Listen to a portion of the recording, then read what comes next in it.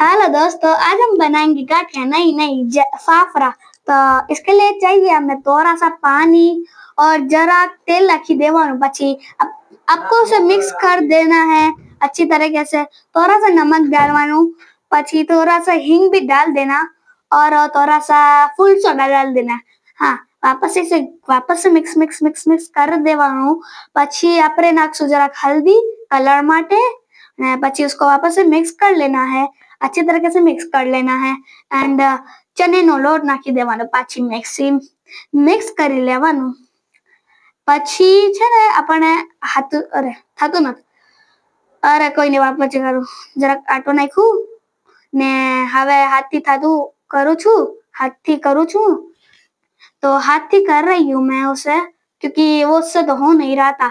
चलो इसे कर देते हैं थोड़े 5 मिनट तक। अरे अरे अरे अरे अजवाइन नाखी तो भूल ही गई। तो अजवाइन डालने के बाद हमें इसे 10 मिनट तक ऐसे ही रखना है। तब तक हम अपना ऑयल गर्म कर लेते हैं।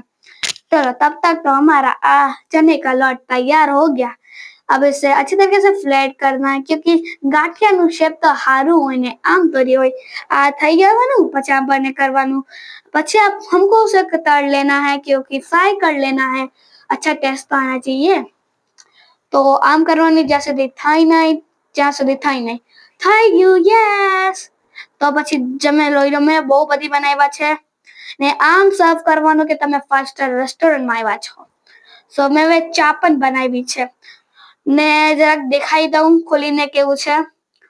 અરે વાહ, હું ખાઈ લઉં ને અગર તમને ચાઇનીઝ રેસીપી જોઈ હોય તો જરા લિંકમાં નીચે નાખજો, લિંકમાં છે।